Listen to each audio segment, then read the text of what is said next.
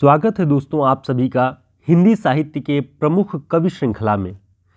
हिंदी साहित्य के प्रमुख कवि श्रृंखला के प्रैक्टिस सेट 11 में आज हम सभी जयशंकर प्रसाद के रचनाओं के बारे में, उनके बारे में किस आलोचक ने क्या कहा हुआ है, परीक्षाओं में किस तरह से प्रश्न पूछे जाते हैं, वो सब इस वीडियो में हम देखेंगे। तो दोस्तों आप सभी की सराहनाओं से, आप सभी की टिप्पणियों से हमें बड़ा उत्साहवर्धन मिल रहा है, हमें काम करने का और जुनून भी मिल रहा है। तो कोई प्रयास रहेगा कि हम आपके लिए, आपकी परीक्षाओं के लिए अच्छे कंटेंट आपको दे सकें। तो हमारे व्हाट्सएप ग्रुप और टेलीग्राम लिंक को आप ज्वाइन कर सकते हैं, डिस्क्रिप्शन बॉक्स में नीचे आपको मिल जाएगा, ताकि जो भी सूचनाएं हों वो आपको समय से मिलती रहे। शुरुआत करते हैं। जयशंकर प्रसाद का जन्म 1889 ईस्वी में हुआ और इनकी जो मृत्यु है वह 1937 ईस्वी में हुई। इनका जन्म काशी के एक प्रसिद्ध घराने सुंघनी साहू परिवार में हुआ। परीक्षाओं में पूछा जाता है कि किस कवि या लेखक का जन्म सुंघनी साहू परिवार में हुआ, तो जयशंकर प्रसाद को ध्यान रखिए, और काशी में इनका जन्म हुआ था, यह भी ध्यान रखना है।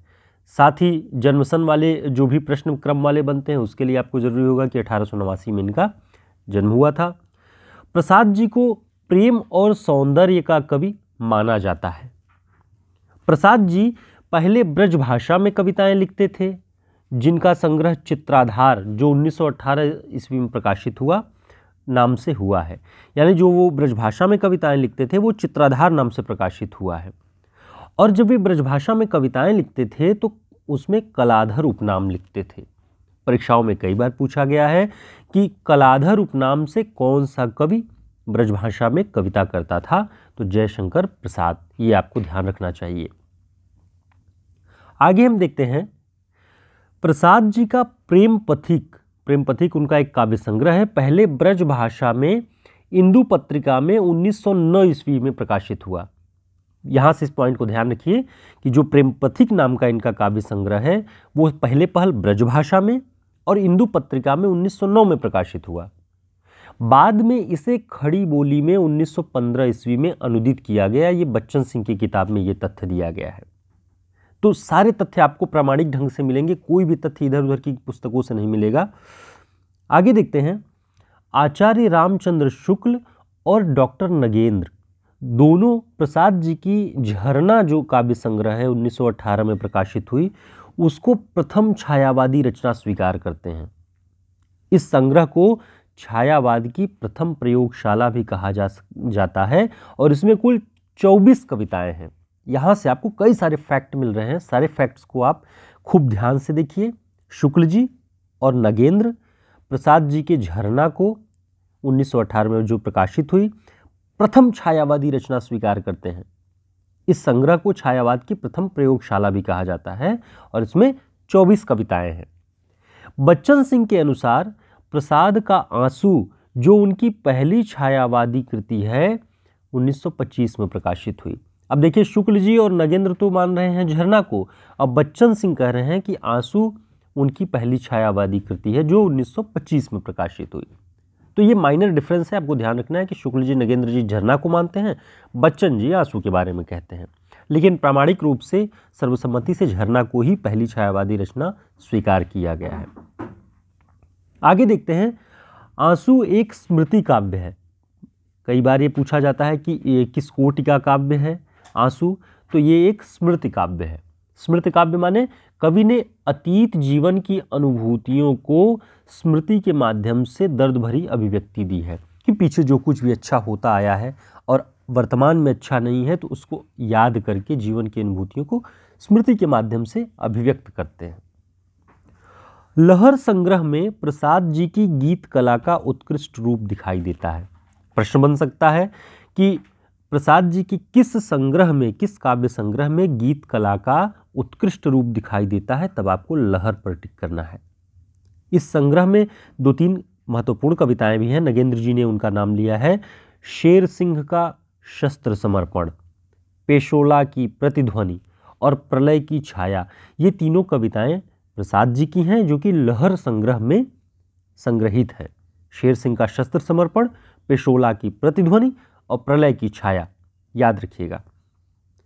आचार्य शुक्ल जी ने लिखा है कि जयशंकर प्रसाद की पहली विशिष्ट रचना आंसू है, इसलिए कि शुरुआत में वो ब्रजभाषा में कविताएं लिखते थे, फिर उसका हिंदी में अनुवाद होता था, लेकिन जो एक विशिष्टता उनकी कविताओं में आई, शुक्ल जी आंसू से मानते हैं कि ये पहली विशिष्ट रचना उनकी है। ये ध्यान रखिएगा कि शुक्ल जी पहली विशिष्ट रचना किसे मानते हैं? आंसू को।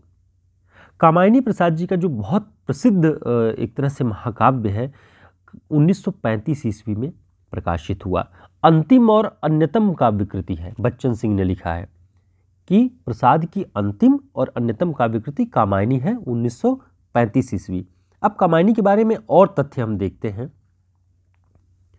कामायनी एक प्राचीन आख्यान है जिसमें मनु के अतिरिक्त संपूर्ण देवजाति, मनु केवल बचते हैं और संपूर्ण जो देवजाति है वो प्रलय का शिकार हो जाती है, और मनु तथा श्रद्धा या कामायनी, श्रद्धा का नाम ही कामायनी है, जो काम गोत्र की कन्या है। ये प्रश्न पूछा जाता है कि किस गोत्र की कन्या है श्रद्धा, तो काम गोत्र की, और इसीलिए उसका नाम कामायनी है। तो मनु और श्रद्धा के संयोग से मानव सभ्यता का विकास होता है, उसका प्रवर्तन होता है, बाकी संपूर्ण देवता नष्ट हो जाते हैं। तो ये कामायनी के बारे में तथ्य है। आचार्य शांतिप्रिय द्विवेदी कामायनी को छायावाद का उपनिषद कहते हैं। कौन कहता है? आचार्य शांतिप्रिय द्विवेदी। इसे आप ध्यान रखिएगा, नोट कर लीजिएगा। और अगर आप हमारे इन सभी नोट्स को, जो भी हमने अब तक स्पेशल क्लासेस चलाई हुई, अगर आप लेना चाहते हैं तो हमारा जो व्हाट्सएप नंबर है वो डिस्क्रिप्शन बॉक्स में है, वहाँ आप संपर्क कर सकते हैं और आपको बहुत ही कम प्राइस में, हमने बहुत ही छात्रों को की सुविधा की दृष्टि से बहुत कम मूल्य रखा हुआ है, सारे PDF आपको उपलब्ध हो सकते हैं, जो कि रिवीजन में आपके बहुत काम आएंगे। कामायनी में बुद्धिवाद के विरोध में हृदय तत्व की प्रतिष्ठा करते हुए प्रसाद जी ने शैव दर्शन के आनंदवाद को जीवन के पूर्ण उत्कर्ष का साधन माना। कामायनी में क्या है? बुद्धिवाद के विरोध में हृदय तत्व की प्रतिष्ठा की गई है और शैव दर्शन के आनंदवाद को जीवन के पूर्ण उत्कर्ष का साधन माना गया है। इसीलिए कामायनी के जब 15 सर्ग के बारे में, कुल 15 सर्ग हैं और 15 सर्गों के नाम आप देखेंगे तो चिंता से शुरुआत होती है कामायनी के सर्ग की और आनंद पे जाके खत्म होती है। तो वही आनंद जीवन का पूर्ण उत्कर्ष का साधन है। ठीक। बच्चन सिंह लिखते हैं कि मुक्तिबोध का कामायनी संबंधी अध्ययन फूहड़ मार्क्सवाद का नमूना है। अगर यह पंक्ति कभी पूछ ले कि यह पंक्ति किसकी है, कि मुक्तिबोध का कामायनी संबंधी अध्ययन फूहड़ मार्क्सवाद का नमूना है, तो बच्चन सिंह लिखते हैं ये। हमने बताया कि कामायनी में कुल 15 सर्ग हैं, आपको ध्यान रखना है। मनु मन का प्रतीक है, श्रद्धा हृदय का प्रतीक है, ईड़ा बुद्धि का प्रतीक है, ये भी आपको ध्यान रखना है। आगे हम प्रसाद जी की रचनाओं के बारे में देख लेते हैं कि इनके जो काव्य संग्रह हैं उसमें उर्वशी 1909 में, वनमिलन 1909 में, प्रेमराज 1909 में। तो 3 रचनाएं 1909 में, उर्वशी, वनमिलन, प्रेमराज।